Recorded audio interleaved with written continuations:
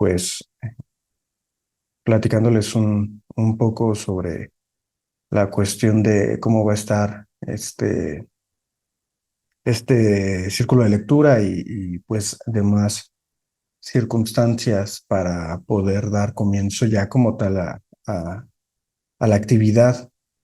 Eh, bueno, pues yo soy Daniel Caballero y voy a ser el responsable esta ocasión de este círculo de lectura enfocada a la revisión del texto El Teteto de Platón. Mm, bueno, y también en línea con otras ediciones que se han tenido aquí en el Centro de Estudios Filosóficos, pues lo que pretendemos es hacer un acompañamiento a la lectura y no tanto esta como clase, ¿no? Sino que más bien estemos desde nuestras posiciones particulares, articulando ideas, proponiendo algunos temas de conversación alrededor del texto, ¿no? Es decir, que el texto ojalá, pues, y que no dudo, que nos pueda dar herramientas para pensar nuestra situación y para darnos diversas retroalimentaciones sobre nuestros intereses y pues que esto suceda de la mano de Platón. Em, dentro de esta misma línea, también así me gustaría invitar a todas las personas que nos estén viendo, nos lleguen a ver, pues a participar activamente, ya sea planteando ciertas preguntas, dudas, comentarios, para, como les menciono, nutrir el círculo de lectura y que no sea simplemente esta conversación. Y con este propósito, entonces, lo que nos va a interesar es proponer detenernos en ciertos pasajes y proponer entonces dudas, eh, ya sea ciertos planteamientos que tengamos o que podamos tener con el texto. Particularmente ahora me gustaría también comentarles un poco darles un poco de contexto sobre el texto y pues a partir de lo cual podremos tener una idea más clara de las pretensiones que tiene este y de cómo se puede poner en concordancia en relación con los anteriores y los demás, en general, diálogos platónicos, y también pues mencionar eh, un poco sobre qué podemos esperar de este texto y cómo entonces, a partir de este panorama general, cómo podríamos acercarnos de maneras más particulares a él y cuáles son entonces los temas específicos detallados que va a tocar el diálogo. Como les digo, esto pretendo que sea de una manera más general, muy como esbozo modo, grosso modo, y ya después ir comenzando con la lectura. Dejen comienzo a compartir pantalla. Aquí tengo les voy a compartir el texto. Y bueno, la edición que nosotras vamos a tomar es esta de Gredos, que igual se las podemos compartir. Y bueno, esta edición nos permite entonces a nosotros situar o reconocer al menos la situación que tiene, como les digo, este diálogo con relación a el resto de la obra platónica. Porque si ustedes ven este diálogo, entra dentro de me parece que es el tomo quinto de los diálogos de Platón, según la edición de Gredos, y entra dentro de este cuarteto de diálogos que se reconocen, perdón también por la mala calidad de la imagen del texto, pero bueno, me parece que solamente son estas primeras páginas. Entonces, se forma parte del teteto de este cuarteto de diálogos que se reconocen como los diálogos tardíos y que pues vienen justamente después de la madurez, en donde encontramos los más representativos como el banquete, el Fedro, el Fedón, y que es en donde esos diálogos de madurez en donde encontramos la propuesta metafísica y la teoría llamada teoría de las ideas o de las formas de Platón. En contraposición a ese conjunto de diálogos maduros, estos tardíos, desde el Parménides, principalmente en el Parménides, nosotros podemos ver una serie de objeciones que Platón presenta a su propia teoría y que van a ser decisivas para la solución que posteriormente va a tratar de darles en el sofista. Y bueno, esto ya desembocará finalmente en las posturas del político y en la complejidad de los diálogos de vejez, como el Timeo, el Filebo, el Critias, las leyes, etcétera. Entonces podemos considerar, como con muchos comentaristas, que este cuarteto de diálogos son una especie de objeción y de propuesta de solución y por tanto una transición dentro del pensamiento de Platón. Particularmente, a mi juicio, dentro de este cuarteto, pues está el teteto, en primer lugar, porque me parece que es bastante accesible en comparación al Parménides o al sofista, que pues son diálogos bastante áridos y herméticos por la complejidad de la dialéctica que se está poniendo, de los razonamientos que Platón nos comparte en esos diálogos, y el teteto parece más bien ser como una invitación a la filosofía, a mi juicio. Es decir, en el teteto no nos encontramos con problemáticas tan obtusas, tan difíciles de digerir, sino que parece más bien plantearnos un problema, y que bueno, esto es en general como el tema, un problema epistemológico de conocimiento de manera muy inicial. Es decir, y lo veremos conforme comencemos la lectura, es un problema simplemente de qué es el conocimiento, cómo podemos nosotros dar una definición suficiente o al menos mínima del conocimiento. Y en este sentido es que les menciono que a mi juicio, pues el diálogo parece ser también una invitación. Em, eh, Sobre todo, me parece que al poner o al tomar en consideración, si los leemos en orden cronológico, si al tomar en consideración que el teteto sucede, es posterior a el Parménides, nosotros veríamos que en el teteto parece que Platón está tomando una especie de puesta entre paréntesis de vacaciones, digámoslo, de su teoría de las ideas o de las formas. Esto es muy interesante porque entonces va a tratar de dar respuestas sin introducir de antemano la teoría de las formas. Y vamos a ver que esto, y lo veremos conforme en la lectura, pero vale la pena, a mi juicio, adelantarlo. Veremos que esto puede ser interpretado de dos maneras muy contrarias, pero que justamente la posibilidad de plantear estas dos maneras, a mi parecer, habla sobre la complejidad y la riqueza del diálogo. Y es que si Platón en este diálogo, en el teteto, no apela para dar cuenta del conocimiento a su teoría de las ideas, de las formas, entonces, por una parte, como lo han hecho algunos estudiosos, estudiosas, podremos considerar que debido a las objeciones que hizo el Parménides, en el Teteto estaría rechazando ya esa teoría.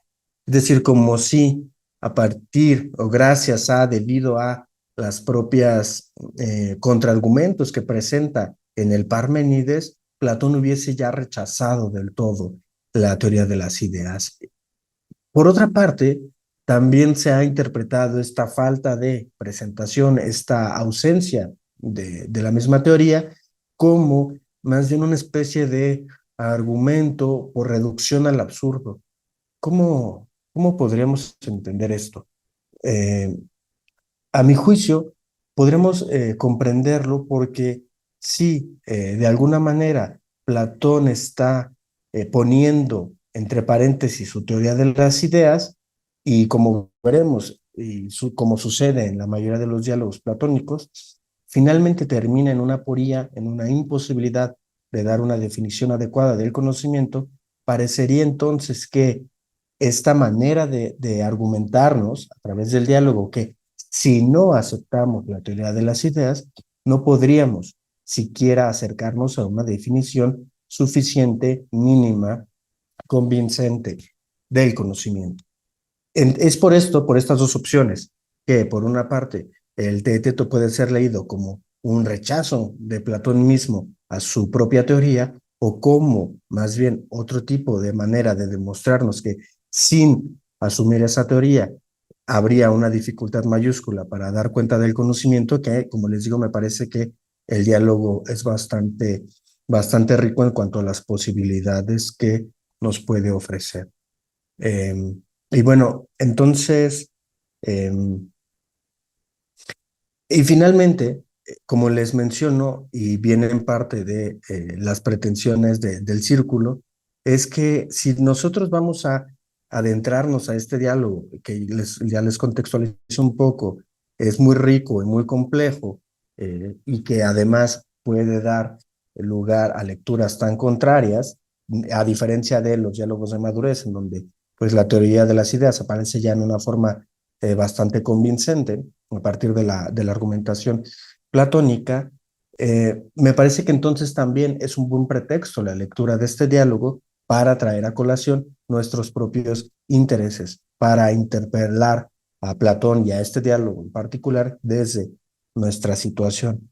Y por ello mismo me gustaría simplemente de pasada mencionar algunos temas que pueden suscitar, que puede suscitar este diálogo y que nos demuestran de otra perspectiva, no ya desde la argumentación propia del diálogo, como las dos interpretaciones posibles sobre la ausencia de la teoría de las ideas que ya les platiqué, sino más bien opciones o más bien, perdón dicho, líneas de discusión que puede plantear el diálogo con relación a temas fuera de Platón y ya apegados a la historia de la filosofía.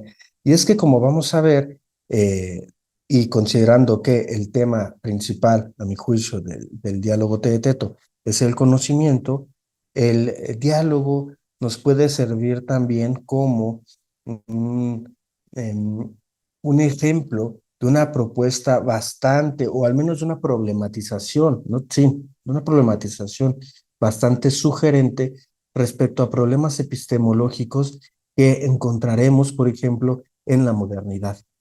Particularmente lo veremos, eh, hay ciertas propuestas que se nos están dando en este diálogo, propuestas insatisfactorias respecto a lo que es el conocimiento, que se acercan, o al menos podemos nosotros analogar, relacionar con algunas otras posturas modernas, temprano modernas, como sería la de Locke.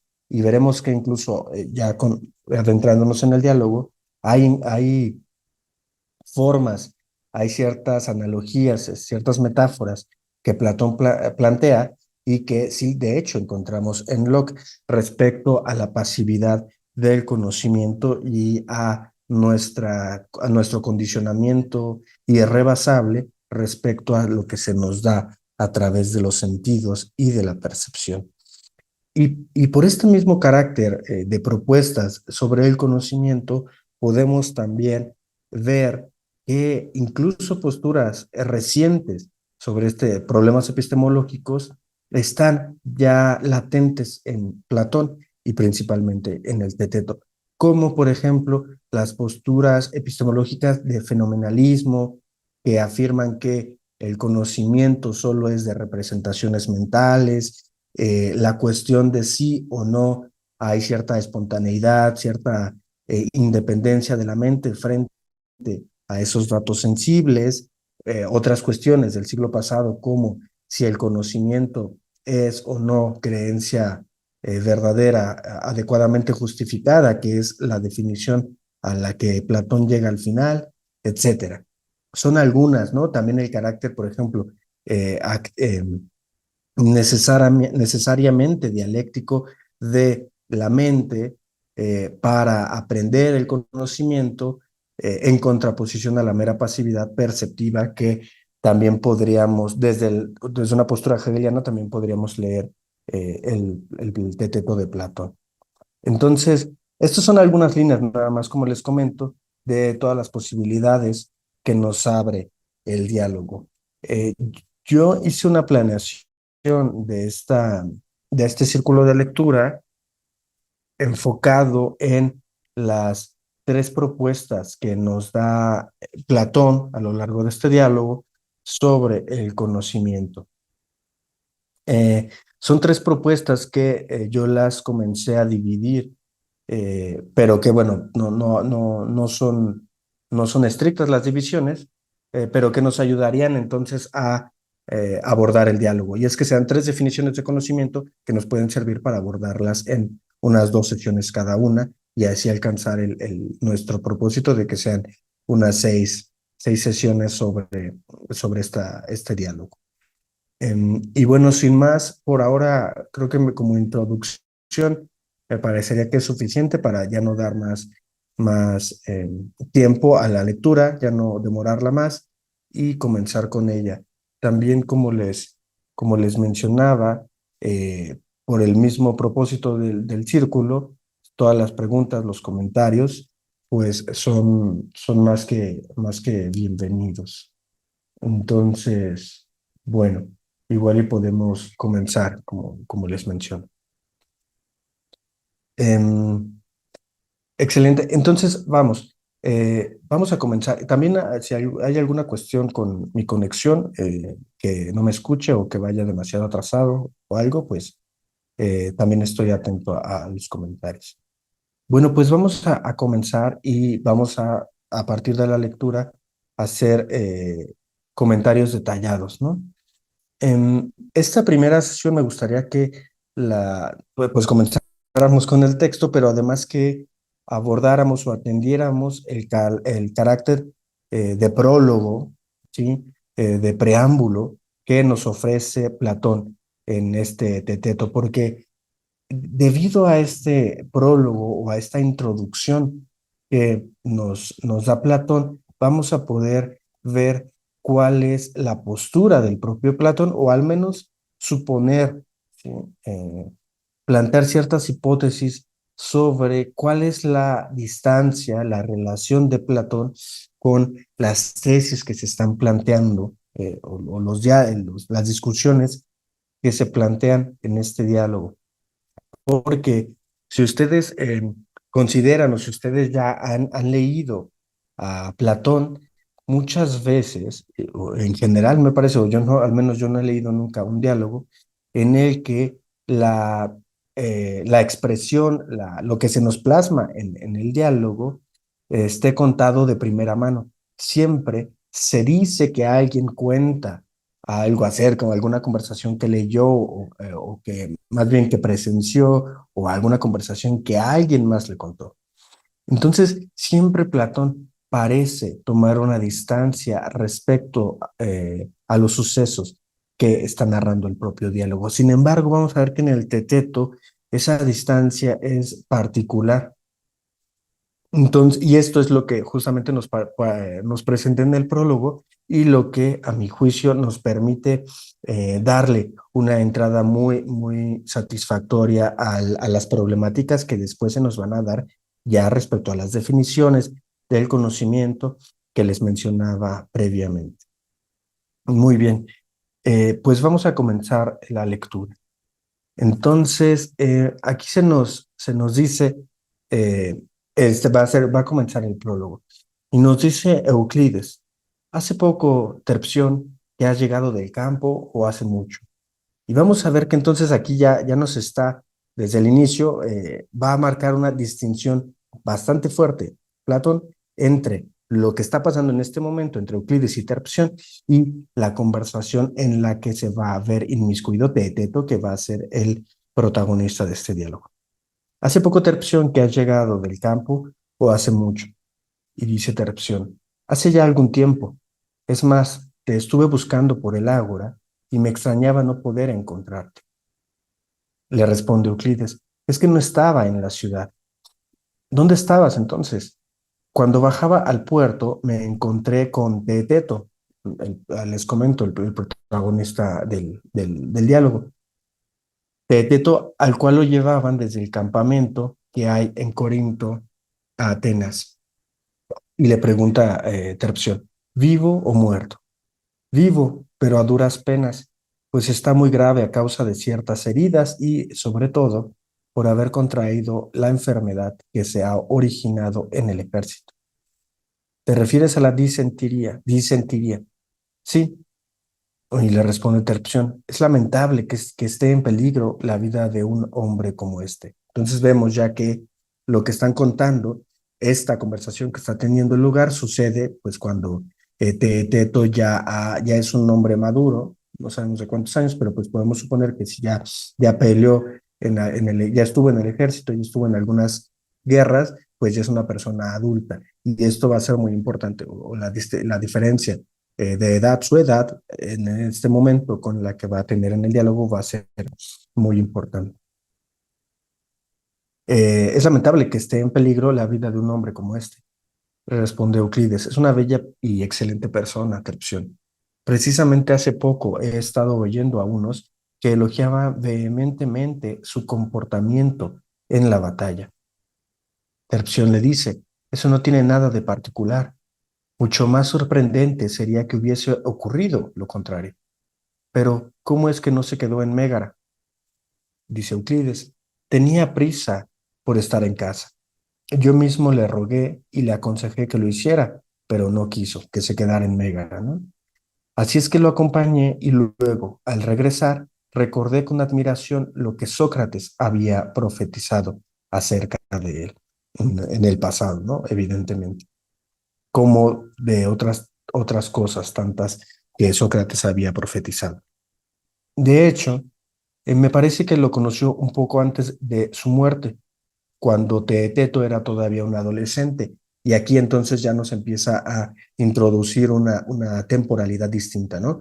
En el momento en el que Terpsión y Euclides están conversando, eh, Teeteto ya es una persona adulta y van a empezar entonces a platicar sobre cuando Teeteto era adolescente y conoce a Sócrates un poco antes de la muerte de Sócrates y bueno, que esto que conocemos, que pasa después de la apología, cuando se juzga a Sócrates, después del Fedón o durante el Fedón, que es cuando ya Sócrates fue condenado y está en espera de su muerte. Así, cuando Teteto todavía era un adolescente y en cuanto tuvo oportunidad de tratarlo y conversar con él, quedó muy admirado de las cualidades naturales que poseía. ¿Quién? Teteto. Y es Sócrates quien quedó muy sorprendido. Cuando fui a Atenas, continúa, me contó lo que habían discutido. Teteto le contó, y desde luego era digno de oír. Según decía Sócrates, no tenía más remedio que llegar a ser una persona de renombre si llegaba a la madurez. Más bien es lo que ya le contaba Sócrates sobre Teeteto, ¿no? Sobre lo que profetizó justamente de Teeteto, que iba a llegar a ser una persona de renombre. Y al parecer, responde Terpsión, dijo la verdad por la manera en la que se desempeña en la guerra. ¿Pero de qué hablaron? ¿Podrías contarme la conversación? Euclides le responde, no, por Zeus, no sería capaz de contarlo así, de memoria, pero al llegar a casa escribí lo que recordaba y luego, en mis ratos de ocio, continuaba con ello a medida que me iba acordando. Además, siempre que iba a Atenas, le preguntaba a Sócrates lo que había olvidado y cuando llegaba aquí, hacía las correcciones oportunas. De esta manera, más o menos, es como escribí toda la conversación. Así, y esto está ya poniéndose de manifiesto lo que yo les mencionaba, y es que, a diferencia de otros diálogos en los cuales se narra una historia que alguien parece haber escuchado en otro tiempo o que alguien presenció, pero lo contó a otra persona y esta persona nos lo cuenta, y ahí hay distintos distanciamientos que Platón nos establece entre nosotros, nosotras lectores y lo que pasa en la acción, digamos, lo que se está contando, aquí parece que esa distancia, si bien está presente, pero la distorsión de la narración que todos hacemos por nuestra interpretación, por los olvidos que hay cuando contamos algo que sucedió hace mucho tiempo, que nos contaron, por el contrario, en el teeteto se nos está, o lo que se nos va a contar es algo que Euclides no está contando de memoria, sino que lo ha escrito, ha revisado al dialogar con Sócrates, ha también precisado, ¿sí? Y en este sentido, por ello, no podemos considerarlo con la misma distancia, con la misma equivocidad quizás los problemas que la memoria trae, como si lo podríamos hacer en otros diálogos de Platón. Hay entonces un carácter de fiabilidad, de certeza respecto a lo que nos están platicando en este diálogo, en el teteto. Entonces continúa Terpsión. Es verdad, ya te he ido decir esto antes y ciertamente siempre he querido que me mostraras lo que habías escrito, pero lo he venido aplazando hasta ahora. Entonces, lo que se nos va a contar fue no solamente corroborado, no solamente contrastado con la propia memoria de Euclides, sino que además ha sido un tema que a Euclides le ha interesado y que justamente por eso Terpsión le dice, sí, en otras ocasiones ya has mencionado que tienes este escrito y este encuentro entre con Teteto. Entonces Euclides continúa. No, perdón, Terpsión. Más, ¿qué nos impide repasarlo todo en este momento? Yo, al menos que vengo del campo, necesito descansar. También yo, por cierto, respondió Euclides, he acompañado a Teeteto hasta Erineo, de manera que no me vendría mal tomar un descanso. Claro, a Teeteto ahora que ya es adulto, ¿no? Vamos, pues. Además, mi esclavo nos leerá mientras descansamos. Terpsión le dice, bueno, tiene razón. Aquí tienes el libro, Terpsión. Ahora bien, al escribir la conversación, no la expongo como Sócrates cuando me la contó a mí, sino como él mismo dialogaba con los que había tenido lugar la discusión. Si ven entonces ahora todavía ya disminuyó, ya redujo más la distancia. No es entonces que Euclides haya escrito lo que Sócrates le contó. Lo que Sócrates le contó de que alguna vez platicó con Teeteto y que se admiró por el potencial de Teeteto, sino que lo que se nos va a presentar, el texto que van a leer y que se nos va a presentar es no la narración de Sócrates, sino de hecho el diálogo mismo que tuvo Sócrates con Teeteto. Y en este sentido, no está ni mediado por Euclides, que es quien tiene el poseedor del texto, ni mediado por Sócrates. En este sentido, nos está diciendo Platón, ustedes van a vivir directamente, a revivir directamente el diálogo, ¿sí? No está entonces mediado por interpretaciones, por diversas tergiversaciones que podrían surgir por lo que les menciono de la memoria, sino que esto es, de hecho, lo que nos van a contar es, de hecho, lo que sucedió.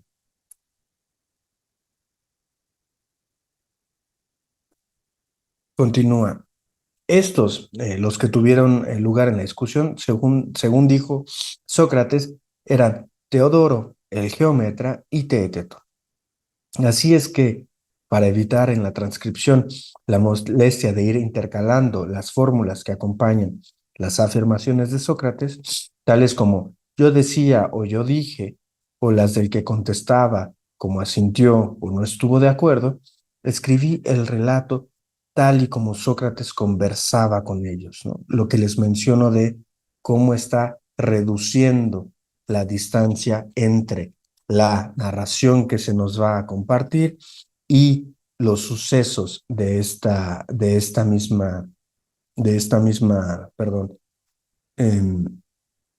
eh, plática, de este mismo diálogo que tuvo Sócrates con Teeteto. Perdón. Terpsión le responde entonces, nada tengo que objetar, Euclides. Pues bien, niño, coge el libro, le está diciendo al esclavo, y lee.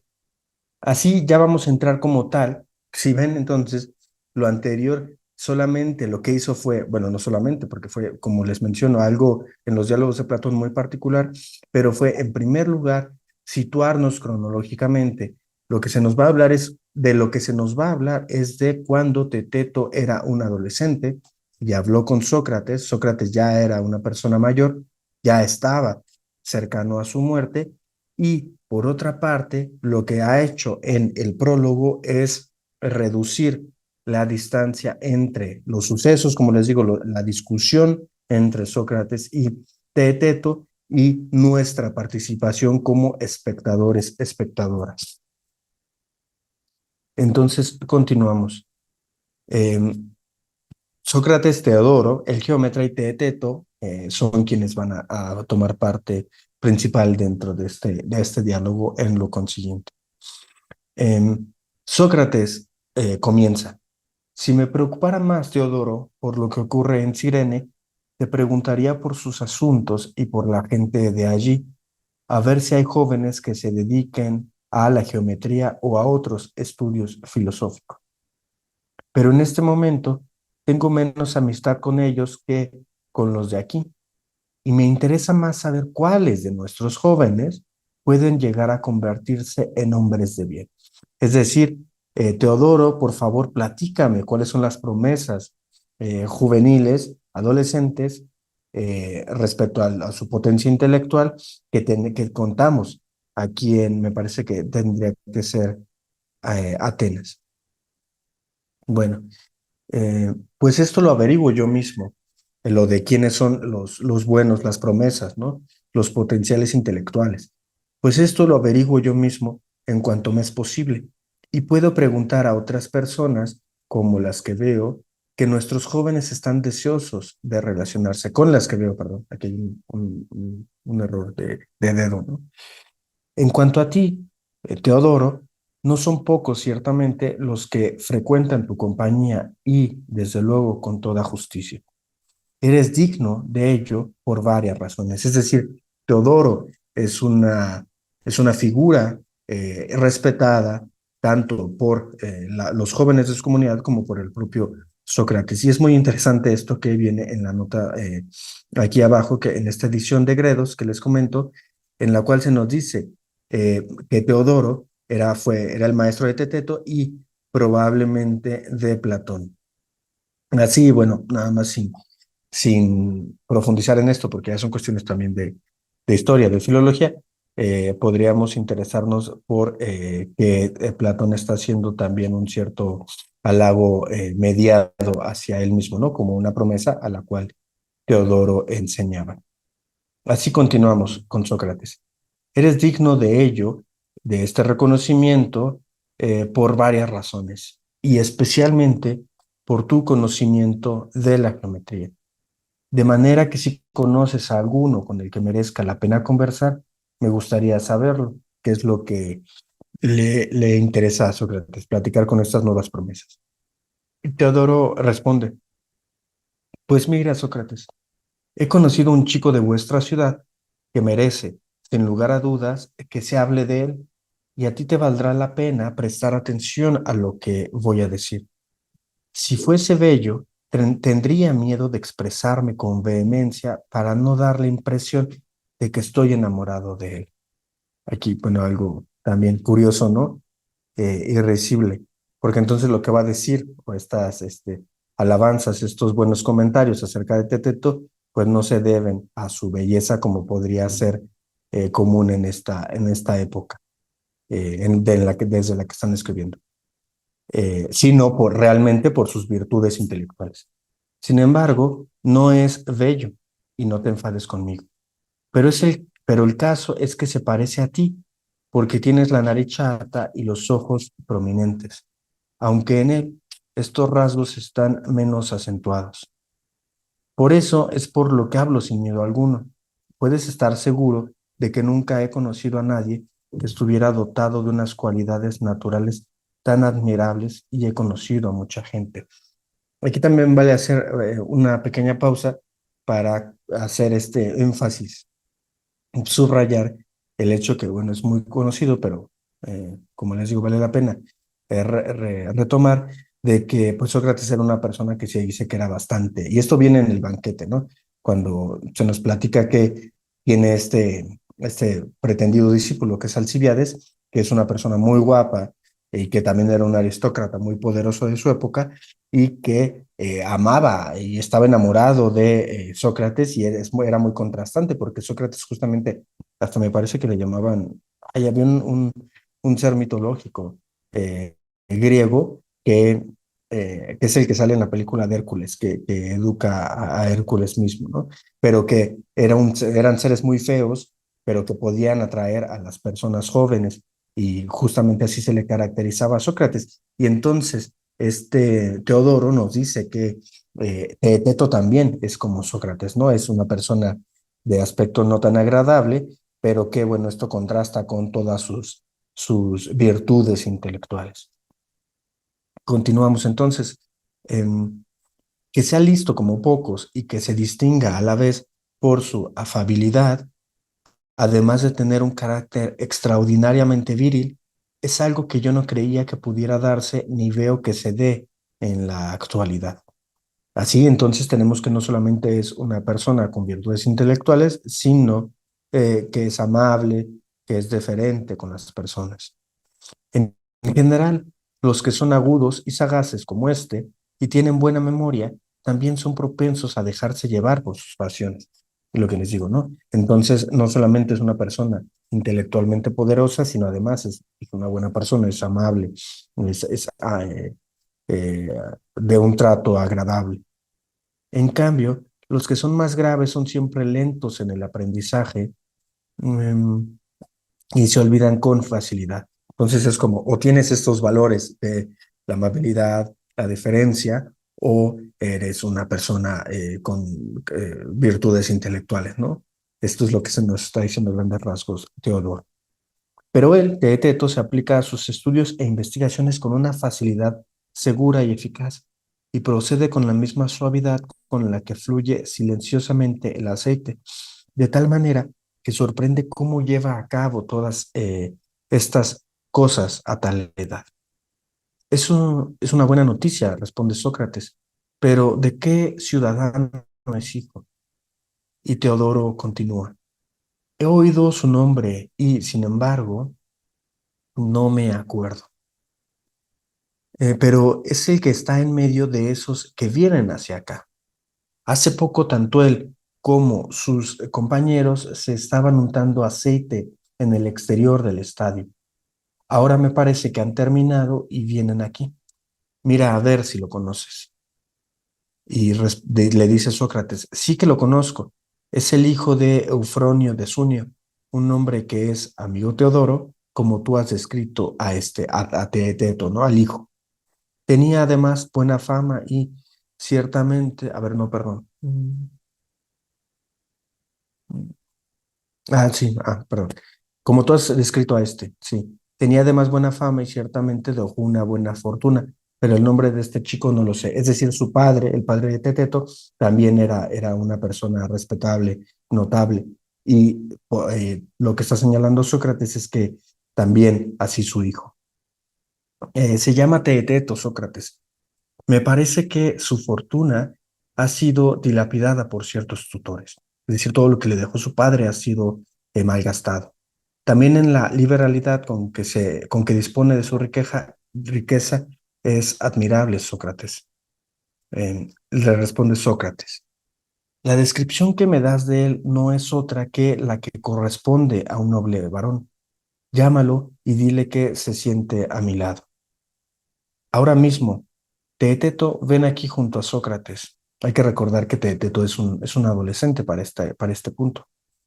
Muy bien, Teeteto, dice Sócrates. Así podré examinar cómo es mi propio rostro, pues Teodoro dice que me parezco a ti, a esta persona no agradable, ¿no? Hasta cierto punto con una fealdad notable.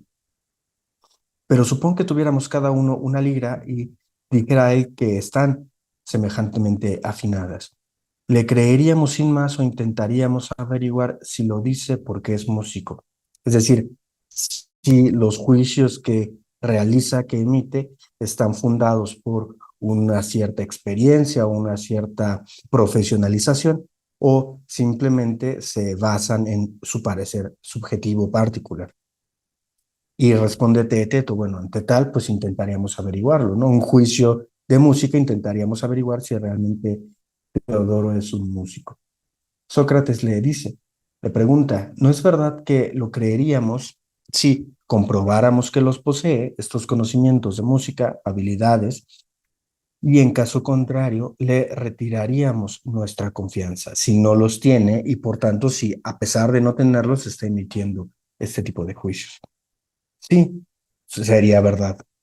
Sócrates le dice, en este caso, creo yo, si nos interesa la semejanza de nuestro rostro, hay que averiguar si tiene conocimientos de pintura o no, para reconocer los patrones, los rasgos, las diferentes proporciones entre los rostros. Teeteto le dice, eso me parece a mí. Sócrates interviene. Entonces, ¿es pintor Teodoro? Y responde Teeteto, que yo sepa, no lo es. Y Sócrates le pregunta, ¿tampoco es geómetra? Responde, eso sí que lo es, sin lugar a dudas, Sócrates. Recordemos esto, ¿no? Que justamente perdón, la profesión de Teodoro es justamente un geómetra. Sócrates le pregunta, ¿no tiene también conocimientos de astronomía, cálculo y música y de todo cuanto atañe a la educación? Y Teeteto responde, a mí me parece que sí. Sócrates, entonces, si dice que somos semejantes con relación a alguna parte de nuestro cuerpo, aunque nos elogie o nos censure, no merece la pena que prestemos atención. Y aquí, perdón, no lo noté, pero sí es bastante importante señalarlo, como Sócrates desde un inicio, desde que se le empieza a acercar Teeteto, comienza Sócrates entonces a practicar el ejercicio de la mayéutica, bueno, igual y para recordarles, ¿no? Es a partir de preguntas y que plantea Sócrates desde su ignorancia, ayudar a que las personas que de hecho tienen ciertos conocimientos, pero quizás no los tienen del todo claros o del todo presentes, bueno, pues a través de la mayéutica salen a la luz o se recuerdan, ¿no? A partir de la teoría de las ideas y de la reminiscencia. Y lo que está haciendo con Teeteto es poner a prueba si él realmente posee los conocimientos de los que nos hablaba Teodoro. Entonces dice, a mí me parece que sí, Sócrates. Entonces, si dice, perdón, bueno, ya, eso ya lo hemos leído. Puesto que no es pintor, que es lo que le interesaba principalmente a Sócrates para determinar si entonces se le va a creer respecto a la igualdad o a la semejanza entre el rostro de Sócrates, su rostro, y el de Teeteto, entonces quizás pues no vale la pena aceptar su juicio, o mejor dicho, no vale la pena aceptar su juicio. Por eso Teeteto le dice, quizás no, ¿no? Sócrates, pero ¿y si elogiara el alma de alguno de los dos por su virtud, no el cuerpo, por su virtud y sabiduría, no valdría la pena al que oyera tales elogios preocuparse por examinar atentamente al que ha sido objeto de ellos y a este poner todo su esfuerzo en mostrarse abiertamente a sí mismo? Es decir, considerando que Teodoro no es un pintor, pero sí es una persona que ha estudiado geometría, astronomía, etcétera, quizás valdría la pena no plantear la pregunta acerca de su digamos, la validez de sus juicios con relación al cuerpo. Es decir, no nos interesa saber si lo que está diciendo respecto al cuerpo es cierto o no, sino más bien a partir de lo que diría del alma, ¿no? De estas capacidades, cualidades intelectuales, morales, como son con las que describió Teodoro a Teeteto. Desde luego que sí, Sócrates dice. Entonces, sí podríamos quizás, entonces, considerando los antecedentes, la formación de Teodoro, plantear otra pregunta no sobre la validez de sus juicios acerca del cuerpo, sino acerca del alma. Pues bien, querido Teeteto, eso es lo que debemos hacer ahora. Tú mostrarte a ti mismo y yo examinarte. Debes saber que Teodoro ha elogiado ante mí a mucha gente, tanto extranjeros como atenienses, pero nunca ha elogiado a nadie como te estaba elogiando a ti hace un momento. Teeteto responde, eso estaría muy bien, Sócrates, pero mira, no vaya a ser que lo dijera en broma. Sócrates, ese no es el estilo de Teodoro, pero no rehuses tú lo que hemos convenido con el pretexto de que hablaba en broma. Es decir, hay que analizar si se cumplen los juicios sobre su intelecto y sobre su valor moral. Y así no tendrá él que hacer una declaración bajo juramento, si uno le dice que es una broma, ¿no? Pues en cualquier caso, nadie va a acusarlo por perjurio. Vamos, ten confianza y permanece fiel a nuestro acuerdo. Bueno, respondente Teto, tendrá que ser así, si esa es tu opinión. Sócrates, dime pues, ¿aprendes tú geometría con Teodoro? Sí. ¿Aprendes también astronomía, armonía y la matemática? Ciertamente, responde Teeteto. En eso pongo mi esfuerzo. Me parece que hay un problema de conexión. Bueno, cualquier cosa estoy atento si no me escucho correctamente. Continuamos. También yo, dice Sócrates, hijo mío, aprendo de él, de Teodoro, y de todos aquellos a los que considero entendidos en estas materias. Permítame un momento. Ah, perfecto. Muchas gracias, Gil. O Gil, no sé, no Gil. Gracias. Sí, les agradezco si me dicen si me escucho bien. Y igual, como les mencionaba, si quieren hacer algún comentario, plantear alguna pregunta, lo que sea, pues son bienvenidos, bienvenidos. También yo entonces aprendo de Teodoro y de todos aquellos a los que considero entendidos en estas materias, en todo lo que tiene que ver con cuestiones de matemática. Sin embargo, aunque estoy satisfecho en relación con los demás, tengo una pequeña dificultad que me gustaría investigar contigo y con los que están aquí. Dime, ¿no consiste el aprender en llegar a ser más sabio en lo que uno aprende? A ver, vamos a leer otra vez la pregunta. ¿No consiste el aprender en llegar a ser más sabio en lo que uno aprende? Es decir, ¿no consiste el aprendizaje en un aumento de sabiduría con base en lo que previamente ya sabía o ha aprendido y por tanto ha aprendido? Dice Teeteto, claro que sí. Sócrates, los sabios, creo yo, son sabios por la sabiduría, es justamente, ¿no? El aumento, el aprendizaje consiste entonces en un aumento con relación a la sabiduría. Entonces, quien sabe, quien ha aprendido, lo es con relación a la sabiduría. Teto responde sí, Sócrates. ¿Y difiere esto en algo del saber? Es decir, el aprendizaje difiere de algo del saber. Y aquí, bueno, hacer las precisiones terminológicas que vale la pena nada más de pasada señalar, ¿no?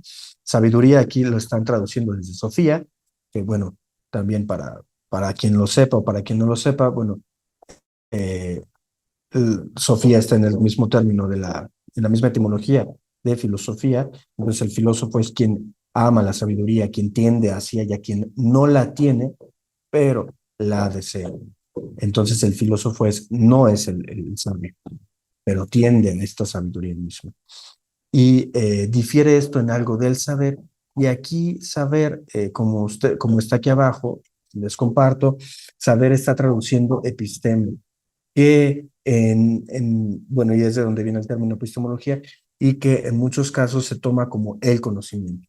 ¿Sí? Aquí decidieron tomar una, una distinción, pero entonces en este sentido, por cuanto está traduciendo episteme, quizás también podríamos traducir episteme por conocimiento. Quizás tiene aquí algún... mira, sí, aquí está lo que nos dice en en la nota a pie de página. Platón no está realmente estableciendo una diferencia que nosotros sí tenemos entre saber y conocer, o entre el francés, entre savoir y connaître. Y bueno, simplemente entonces, cuando desde este momento, cuando nosotros veamos el término saber, va a referirse al conocer, al conocimiento, y que esto ya entonces tiene que ver con un proceso de validez.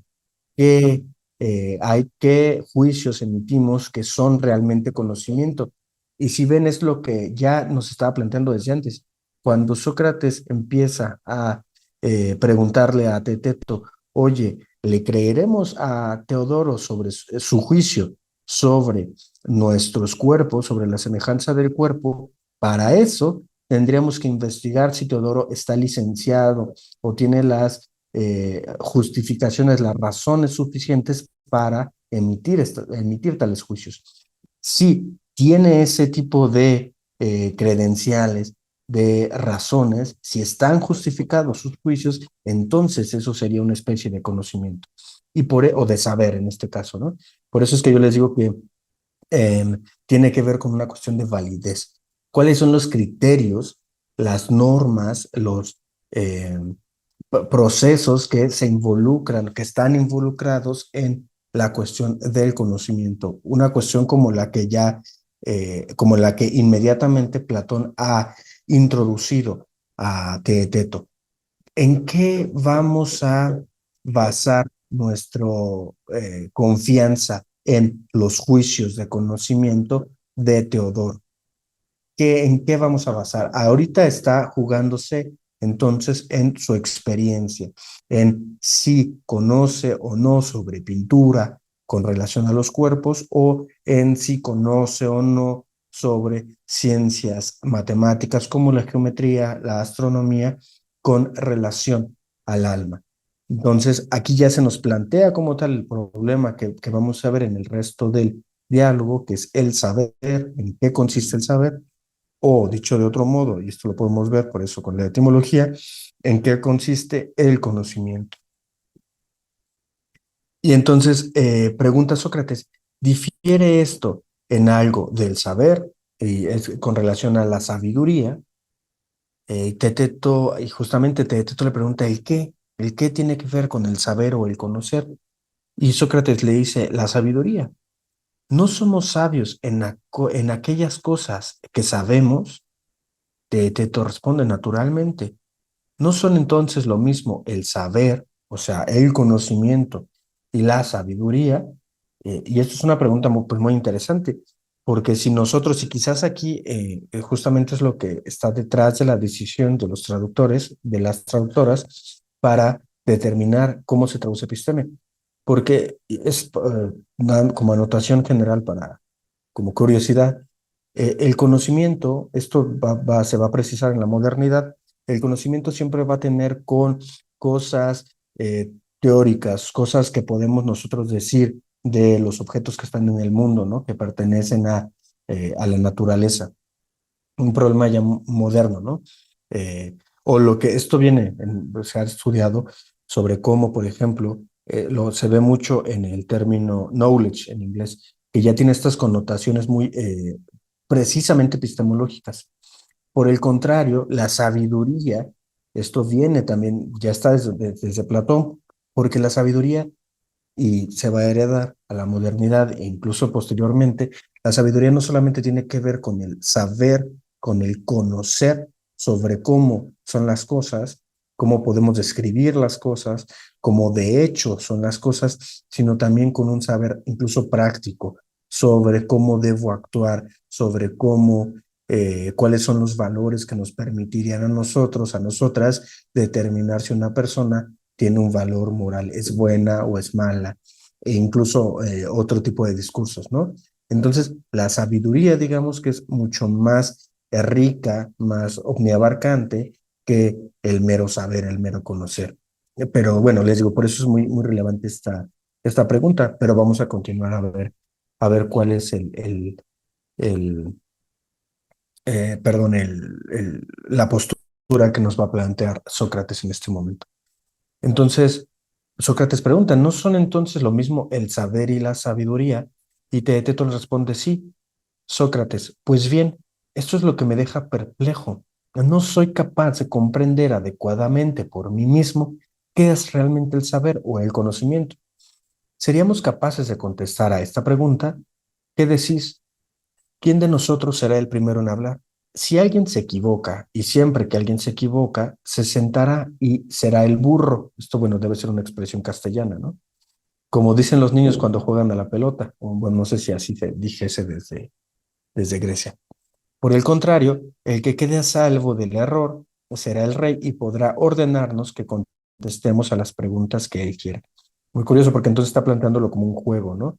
Esto también tiene que ver con pues el ejercicio mismo de la mayéutica, pero en general, pues de la filosofía, que debe haber necesariamente una cierta disposición bueno, en un juego claramente alguien gana, pero este ganar no es un vencimiento, ¿no?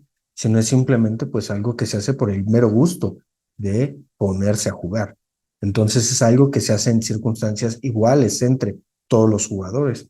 Aunque haya un rey o ya haya un burro en este caso, va a haber, siempre son nada más figuras simbólicas que no representan la igualdad, la amistad, la equidad que hay entre personas que están conversando y que están queriendo encontrar algo conjuntamente. ¿Por qué calláis? Le dice Sócrates a Teeteto. No, perdón, esto le dice a Teodoro. ¿No será Teodoro que me estoy portando con rudeza por el amor que tengo a los razonamientos?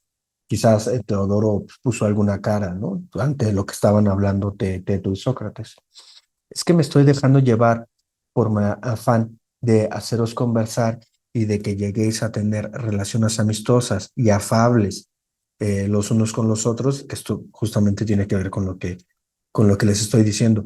La conversación, la búsqueda de las respuestas ante las preguntas, qué es el conocimiento, qué es la sabiduría, que son justamente preguntas propiamente filosóficas, están condicionadas, la búsqueda de la respuesta está condicionada a un cierto carácter de amistad entre las partes involucradas.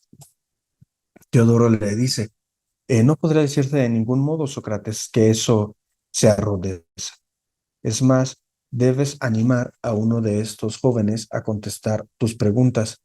Yo no estoy acostumbrado a este tipo de discusión y tampoco tengo ya edad para acostumbrarme a como que no me involucre, ¿no? En su juego, perdón. En cambio, a ellos les sería muy conveniente y además podrían hacerse muchos progresos, pues en realidad a la juventud le es posible hacer progresos en todo. No sueltes a Teeteto, sigue como comenzaste y pregúntale. Sócrates le responde, escucha pues Teeteto lo que dice Teodoro, a quien no creo que quieras desobedecer, pues es su maestro.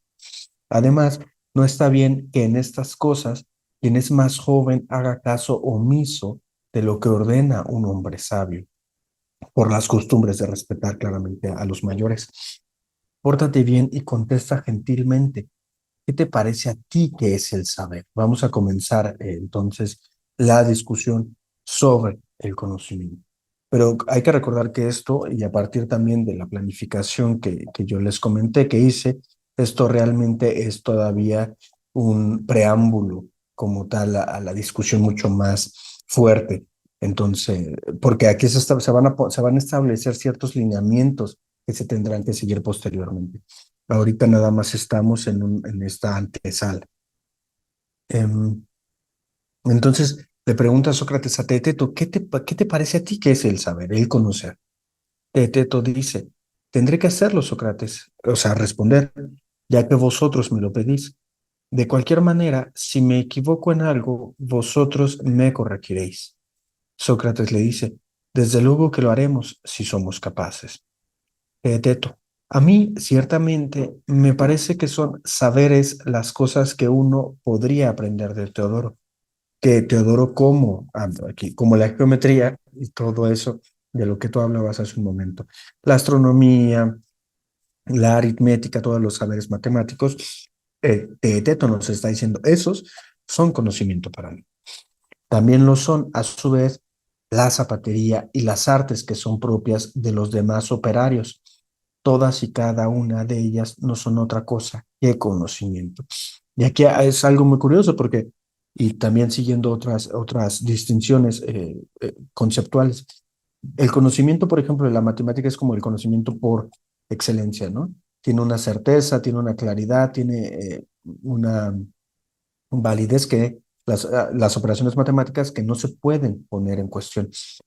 Por el contrario, por ejemplo, la cuestión de la zapatería, las artes, consideremos que las artes aquí todavía no tenían este estatuto como de las bellas artes, sino que más bien eran todavía una técnica, como la zapatería, como la carpintería, como cualquier ejercicio técnico justamente de producción, la artesanía. Entonces, sería es muy disímil para nosotros la matemática con relación a una técnica que produce, ¿no? Y que se aprende en el ejercicio. Mientras la matemática es, como les digo, como este paradigma de lo que es el conocimiento. Pero bueno, esto es lo que nos dice Teteto. Podríamos decir que conocimiento es tanto la matemática como los quehaceres técnicos. Sócrates le dice, desde luego, amigo mío, eres gentil y generoso al enumerar, ¿sí? Tantas y tan variadas cosas en lugar de la única, sencilla y simple que te pedía. Y vamos a ver por qué dice esto Sócrates, ¿no? Teteto le pregunta, ¿por qué dices eso? Y responde Sócrates, tal vez por nada, pero te voy a decir qué pienso al respecto. Cuando aludes a la zapatería, quieres decir otra cosa que el saber hacer zapatos, ¿sí? Si ven es la técnica de hacer zapatos, ¿no? Te pregunta Sócrates, y cuando hablas de la carpintería, haces referencia a otra cosa que al saber cómo fabricar objetos de madera. No, eso es lo que quiero decir, responde Teeteto. Sócrates, ¿no es verdad que en ambos casos estás definiendo aquello en lo que consiste uno y otro saber? Es decir, cuando nos preguntamos qué es la zapatería, perdón, respondemos, es el arte de hacer zapatos o la técnica de hacer zapatos. La carpintería, la técnica de manejar la madera. Y así podríamos decir la vidrería, el arte, la técnica de manipular y producir objetos con vidrio. Entonces estamos definiendo algún saber según lo que nos ha propuesto Teeteto con aquello que consiste, en lo que consiste como su producto, su propia actividad. Entonces, no es verdad que en ambos casos estás definiendo aquello en lo que consiste uno y otro saber, es decir, como en qué consiste este saber con relación a sí mismo y con diferencia a cualquier otro saber. Teeteto responde sí, Sócrates, pero no era eso, Teeteto, lo que se te preguntaba. La pregunta no era acerca de qué cosa trata el saber ni cuántos hay, ¿sí? No es el punto que nos enumeres, Teeteto, de cuántos saberes conoces, ¿no? Zapatería, carpintería, vidriería, albañilería, construcción, filosofía, etcétera, ¿no? Que nada más nos estás diciendo ejemplos de saber y que además nos definas cada uno de esos saberes de manera particular. ¿En qué consiste la zapatería? En hacer zapatos. Dice Sócrates, no te preguntábamos con la intención de contarlos, de que nos enumeres, de que nos ejemplifiques, sino con la intención de conocer qué es el saber en sí mismo, ¿sí? La definición del saber. No sé si me expreso adecuadamente, dice Sócrates. Y bueno, esto es esta diferencia, ¿no? Cuando nosotros preguntamos por alguna palabra, que se nos diga la definición de la palabra, nosotros propiamente, que es lo que busca Sócrates, podemos definirlo en lo que es en sí y por otra, podemos analogarlo con otros objetos para ejemplificar, y esto lo hacemos mucho con niños, niñas, que nos preguntan sobre una palabra que no conocen, que un objeto que podría ser difícil de escribir, y entonces nosotros apelamos a objetos, relaciones, hacemos analogías con otros objetos, con otras relaciones, para ejemplificar lo que son. O como está haciendo Teeteto, nos pregunta, por ejemplo, ¿qué es un zapato? Y entonces yo voy a mi habitación y saco un tenis. Bueno, esto podremos decir que es un zapato. Y le digo, y esto también, y saco otro zapato, esto también es un zapato, y saco otro, y una chancla, y digo, también esto es un zapato. Y es lo que le dice Sócrates a Teeteto. No te pedí que me enumeraras, que me ejemplificaras qué es la sabiduría, qué es el saber, perdón, el conocimiento, sino que me lo definieras en sí mismo. Entonces Teeteto le dice, sí, tienes razón, no, lo que te estoy diciendo no es lo que me pediste. Sócrates atiende entonces a esto. Si alguien nos preguntara acerca de alguna cosa insignificante y banal, como qué es el barro, no haríamos el ridículo si contestáramos que es el barro del alfarero, el barro del constructor de hornos y el barro del que hace los ladrillos, es decir, darle ejemplos, ¿no? Señalarle qué es eso. Tal vez sería ridículo, dice Técito. En primer lugar, sería, dice Sócrates, ciertamente ridículo que pensáramos que entiende algo de nuestra respuesta el que nos pregunta por el hecho de que al decir el barro, añadiéramos que era el barro del que hace los muñecos o el de cualquier otro operario. ¿Tú crees que alguien entiende el nombre de cualquier cosa si no sabe qué es esta? Es decir, ¿tú crees que, por ejemplo, un niño, si nos pregunta lo que es el barro, así que no supiera qué es el barro, y nosotros le decimos, el barro, sin señalarle, sin ejemplificarle, sin mostrarle una foto, que nosotros le decimos, el barro es el barro con que el alfarero hace sus productos, sus floreros, sus tazas. ¿Qué otro nos pone? El barro del constructor. El barro es el material, así, de manera abstracta, como les digo, sin señalarle. Es el material con que se hacen ciertas construcciones, ciertas casas. Y le pregunta entonces Sócrates, ¿tú crees que eso no sería como, o sea, para alguien que no conoce, como para un niño, el que le respondas de esa manera, no sería ridículo? Porque justamente lo que te está diciendo es, pero dime qué es el barro. No me digas, no te vayas a otros ejemplos sin primero definirme qué es el barro. ¿Qué está queriendo hacer aquí Sócrates?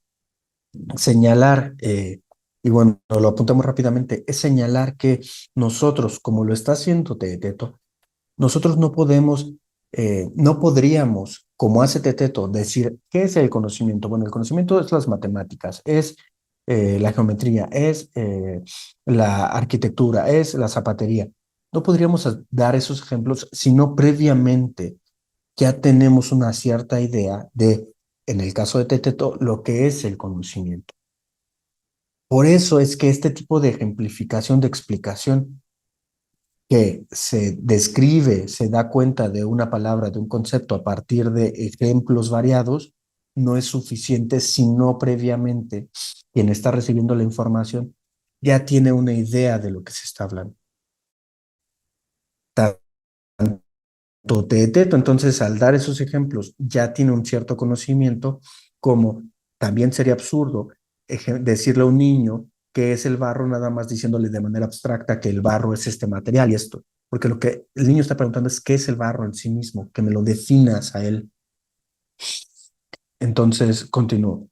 Dice Sócrates, entonces, el que no sabe qué es el saber, no entenderá pues qué es el saber relativo a los zapatos, que es lo que les digo. El niño al que le estamos queriendo decir qué es el conocimiento, si yo le digo un tipo de conocimiento es el de la zapatería, no le estoy diciendo realmente nada, ¿no? Porque yo ya estoy suponiendo que él sabe lo que es el conocimiento. Perdón. Desde luego que no, dice Tegeteto. Así pues, Sócrates continúa, el que desconoce qué es el saber no entenderá qué es la zapatería ni ninguna de las otras artes, ¿sí? Incluso no podrá ver qué tienen en común esas otras artes, esos otros conocimientos. Simplemente los verá como fenómenos, objetos separados. Tiene que ya de antemano tener una cierta precomprensión, una cierta idea de lo que es el conocimiento para poder decirnos, ah, sí, la zapatería sí es un conocimiento. La matemática también es un conocimiento para poder encontrar las similitudes entre todas estas ejemplificaciones. Sócrates continúa. En consecuencia, la respuesta sería ridícula el estar ejemplificando. Si alguien nos preguntara qué es el saber y nosotros respondiéramos dando el nombre de un arte cualquiera, de una técnica, pues el que responde haciendo alusión al saber de algo en particular no contesta la pregunta que se le hace en sí mismo. ¿Qué es el conocimiento en sí mismo? No qué ejemplos de conocimiento me puedes dar. En segundo lugar, continuó Sócrates, cuando es posible una respuesta más simple y breve, de esa forma se hace necesario recorrer un camino sin fin. Por ejemplo, en la cuestión acerca del barro, lo más simple y sencillo sería decir que el barro es tierra mezclada con agua y dejar a un lado a quien pertenece.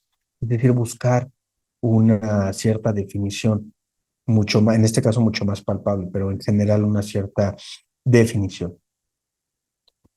Teto le dice, tal y como expones ahora, Sócrates, me parece fácil.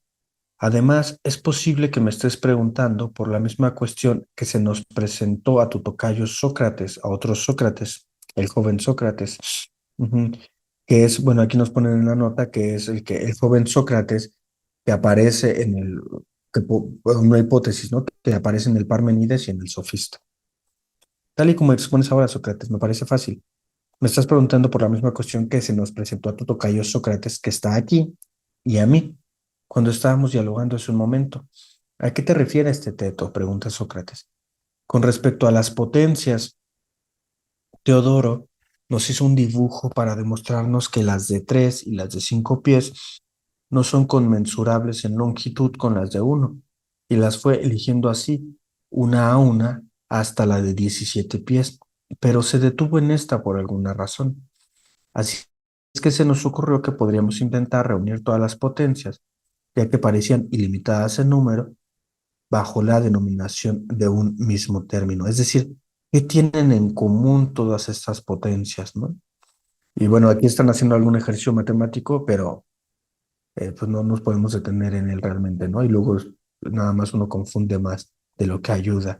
Pero es simplemente, qué tienen en común cosas que parecen disímiles, diferentes? ¿Y encontrasteis algo con estas características? Pregunta Sócrates.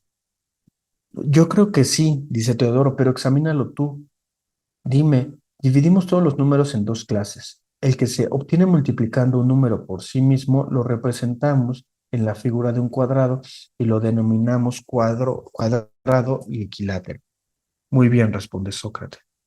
Pero los números intermedios, dice Teeteto, como son el 3, el 5 y todo el que no puede obtenerse multiplicando un número por sí mismo, como si podría ser, perdón, con el 2, con el 4, con ¿cuál otro? El 6, ¿no? Los pares, sino multiplicando uno menor por otro mayor o uno mayor por otro menor, estos que quedan comprendidos en lados mayores y menores, los representamos a su vez en la figura de un rectángulo y le damos el nombre de número rectangular, no cuadrado y equilátero como en el anterior caso. Estupendo. Pero ¿qué hicisteis a continuación de esto? Igual estas partes no, sería necesario hacer toda una gráfica o tener algún aspecto gráfico para estar representando esto, pero además no estamos tan especializados como Teto en cuestiones de geometría. Entonces, bueno, vamos a intentar simplemente extraer las ideas filosóficas que se nos están planteando aquí. Teto dice, todas las líneas que representan en el plano un número bajo la forma de un cuadrado equilátero las definimos como longitudes. En cambio, las que constituyen una figura de longitudes desiguales las definimos como potencias, puesto que en longitud no son conmensurables con aquellas, pero sí lo son en superficie. Y con respecto a los sólidos hacemos algo parecido. Extraordinario, muchachos, me parece que Teodoro no va a tener que ser acusado de prestar falso testimonio. ¿En qué? En cuanto a las habilidades matemáticas, ¿no? A la disposición geométrica que tiene Teto. Teto dice, y sin embargo, Sócrates, acerca del saber, no voy a ser capaz de responder como en el caso de las longitudes y las potencias. Es decir, en la geometría, Teeteto se reconoce muy capaz de responder ciertos problemas que al principio parecían no tener una respuesta inmediata o no dada, ¿sí? Representan un reto. Por el contrario, entonces, si se pregunta, no en cuanto a las potencias, como vimos anteriormente, sino al saber mismo, al conocimiento, parece que hay una dificultad mayor. Pero me parece que tú buscas algo por el estilo. De manera que Teodoro, ¿qué busca? Recordemos que al inicio yo estaba diciendo lo de las potencias, que parece que no tienen nada en común. Por eso le señalé. El punto nada más es considerar que al parecer, al inicio, para Teteto, las potencias no tenían nada en común. Y hace toda una operación matemática, geométrica, para lograr a un punto y ver que sí tienen algo en común. Pero con relación a lo del conocimiento, lo que estaba haciendo Teeteto es dar ejemplos de conocimientos. Y sin embargo, lo que le pregunta a Sócrates es, ¿cuál es el conocimiento? ¿Qué es más bien el conocimiento en sí? ¿Qué tienen en común todos los conocimientos? Y esto es lo que le dice Teeteto. Me parece que no puedo ser capaz. De manera que Teodoro, después de todo, parece que va a quedar como mentiroso, porque dijo una falsedad respecto a las habilidades intelectuales de Teeteto. ¿Por qué? Imagínate que te elogiara como corredor y afirmara no haber encontrado a un joven tan bien dotado como tú para las carreras. ¿Crees que su elogio sería menos verdadero porque te venciera alguien en plena forma y más rápido que tú? Claro, eso queda claro, ¿no? Porque uno es vencido en las carreras, no significa que uno sea malo para las carreras, simplemente fue vencido. No, creo yo que no, dice Teeteto. Sócrates, cree, sin embargo, que el saber es, como el ejemplo que mencionaba, algo fácil y no una de las cosas más difíciles que se puede investigar, como quiera que se mire. Es decir, no es la cuestión del conocimiento, al ser una cuestión filosófica, tiene una complejidad, e incluso puede ser más amplia, mayor a un problema matemático. No, por Zeus, yo la considero entre las más difíciles. Confía pues en ti mismo y piensa que Teodoro llevaba algo de razón. Pon todo tu esfuerzo en esto, como en lo demás, e intenta alcanzar una definición de lo que es realmente el saber. Si es por mi esfuerzo, Sócrates, ya se revelará. Si, es decir, si lo puedo hacer, pues lo voy a hacer, ¿no? Si puedo, lo voy a hacer. Adelante, pues, ya que acabas de indicarnos el camino tan acertadamente. Intenta imitar tu respuesta acerca de las potencias. Busca lo igual, lo idéntico entre las potencias, o lo común. De la misma manera que antes las reuniste, siendo muchas en una sola clase, ¿sí? Es decir, buscando o encontrando, mejor dicho, lo común, ahora debes también referirte a los muchos saberes con una sola definición. Tienes que darnos con una definición que sea suficiente para englobar a todos los saberes que se han dicho, los matemáticos y los técnicos. Te aseguro, continúa Teteto Sócrates, que muchas veces he intentado examinar esta cuestión del saber o del conocer al oír las noticias que me llegaban de tus preguntas. Ya era conocido Sócrates, ¿no? Entre la juventud, de que siempre andaba haciendo estos ejercicios de preguntar. Pero no estoy convencido de que pueda decir algo que valga la pena, ni he oído a nadie que haya dado una respuesta en los términos exigidos por ti. Es decir, nunca se satisface a Sócrates. Y sin embargo, no he dejado de interesarme en ello. Sócrates dice, sufres los dolores del parto, Teeteto, y aquí es donde se recupera, y lo vamos a ver, en esto ya va a ser el último tramo de la sesión de hoy, se va a recuperar la cuestión de la mayéutica, de este preguntar para producir el parto de ideas, el dar a luz a las ideas, que ya me parece que es el menón donde por primera vez se plantea esto, este ejercicio filosófico, este método filosófico. Sufres los dolores del parto porque no eres estéril y llevas el fruto dentro de ti. Es decir, no puedes dar a luz, pero tienes en el vientre el conocimiento. No sé, Sócrates, te estoy diciendo la experiencia que he tenido. No me haga reír, dice Sócrates. Es que no has oído que soy hijo de una excelente y vigorosa partera llamada Fenáreta. Perdón. Y bueno, hay que recordar que este método de la mayéutica que se supone que, bueno, creo que lo va a contar aquí, pero el método de la mayéutica que se supone que recupera a Sócrates, lo idea a partir del ejercicio, del oficio partero de su madre. Sí, eso ya lo he oído, dice Sócrates. ¿Y no has oído también que practico el mismo arte? No, en absoluto, dice Teeteto. Pues bien, te aseguro que es así, pero no lo vayas a revelar a otras personas, porque a ellos, amigo mío, se les pasa por alto que poseo este arte. Como no lo saben, no dicen esto de mí, sino que soy absurdo y dejo a los hombres perplejos. ¿O no lo has oído decir? En otras palabras, puesto que no saben que lo que busca Sócrates es que de esa luz, ellos creen que solamente busca marearte, busca que te quedes como sacado de onda. Sí que lo he, dice Teeteto. ¿Quieres que te diga la causa de ello? Pregunta Sócrates. Desde luego, Sócrates, ten en cuenta lo que pasa con las parteras en general y entenderás fácilmente lo que quiero decir. Tú sabes que ninguna partera asiste a otras mujeres cuando ella misma está embarazada y puede dar a luz, sino cuando ya es incapaz de ello, o sea, a cierta edad que ya no puede tener hijos. Es solamente en eso cuando se vuelven parteras. Desde luego, dicen que la causante de esto es Artemis, porque a pesar de no haber tenido hijos, es la diosa de los nacimientos. Es decir, porque Artemis como diosa no podía tener hijos, ella es la que representa a las parteras y por ello las parteras también tienen que seguir este ejemplo. Ella no concedió el arte de partear a las mujeres estériles porque la naturaleza humana es muy débil como para adquirir un arte en asuntos de los que no tiene experiencia, pero sí lo encomendó a las que ya no pueden tener hijos a causa de su edad, para honrarlas por su semejanza con ella. Es decir, que no tiene experiencia en dar a luz, no puede ayudar a dar a luz. Es probable, Teteto, responde Teteto.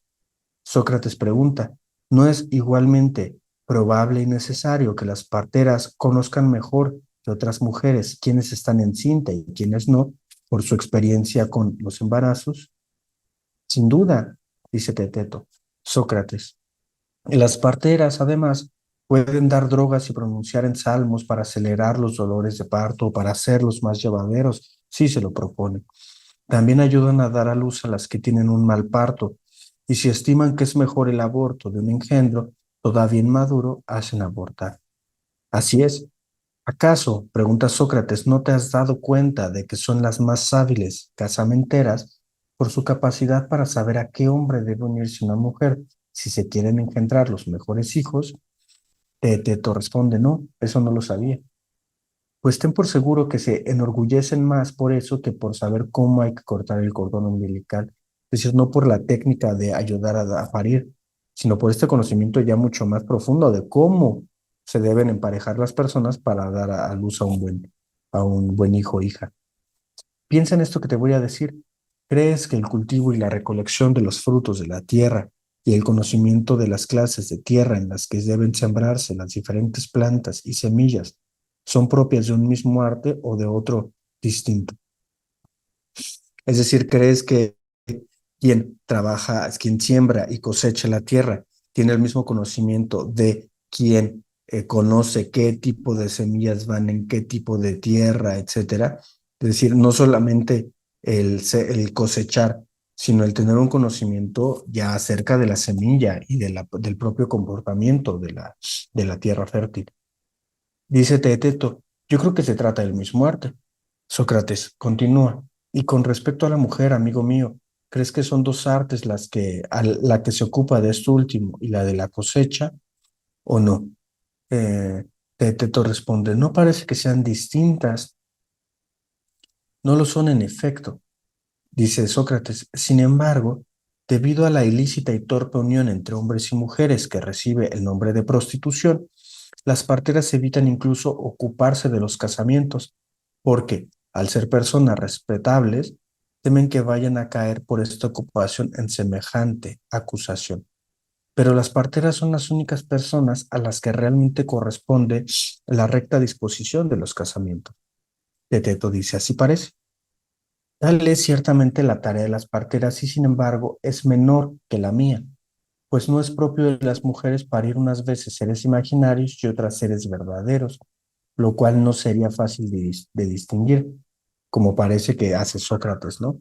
Decidir la verdad o la falsedad de ciertas afirmaciones. Si así fuera, la obra más importante y bella de las parteras sería discernir lo verdadero de lo que no es, ¿no crees tú?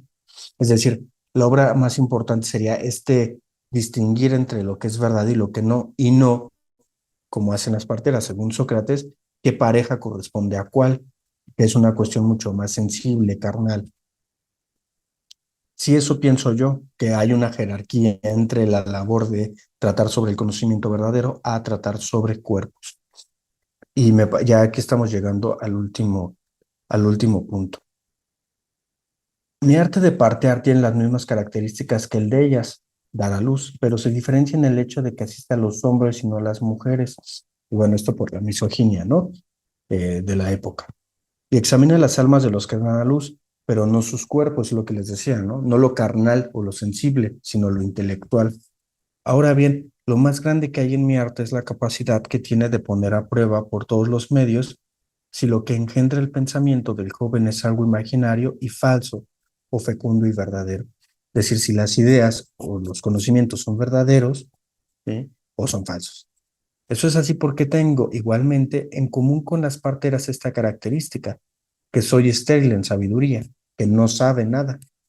Muchos, en efecto, me reprochan que siempre pregunto a otros y yo mismo nunca doy ninguna respuesta acerca de nada por mi falta de sabiduría. Y es efectivamente un justo reproche. Es decir, Sócrates no sabe. La causa de ello es que el Dios me obliga a asistir a otros, pero a mí me impide engendrar, así como la Artemis, que solo le daba su trabajo de partera a las mujeres que ya no pueden engendrar, tener hijos. Así es que yo no soy sabio, continúa Sócrates, en modo alguno, ni he logrado ningún descubrimiento que haya sido engendrado por mi propia alma. Nunca he dado a luz.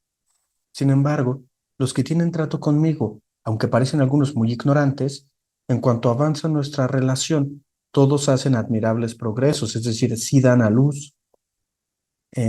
Si el Dios se lo concede, como ellos mismos y cualquier otra persona puede ver. Y es evidente que no aprenden nunca nada de mí, pues son ellos mismos y por sí mismos los que descubren y engendran muchos bellos pensamientos, como la partera, ¿no? La partera no es que le dé los hijos a las mujeres, sino que ayuda a que las mujeres den a luz.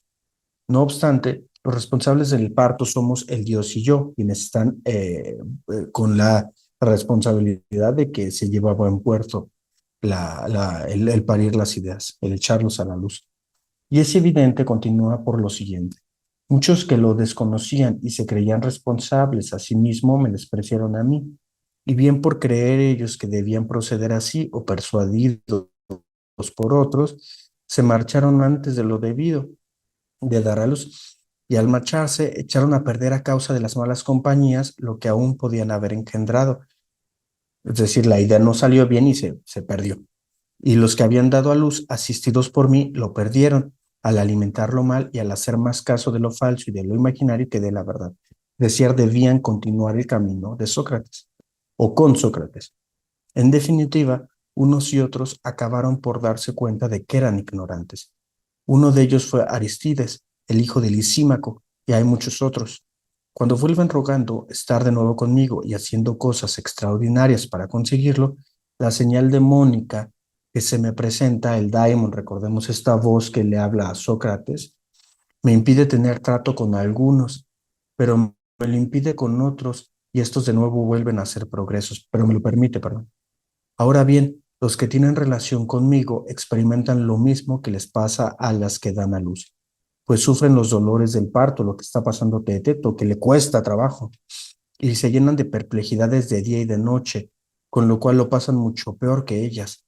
Pero mi arte puede suscitar este dolor y hacer que llegue a su fin el dolor de parto, que llegue a buen puerto. Esto es lo que ocurre por lo que respecta a ellos. Sin embargo, ya con esto ya llegamos al final de la sesión.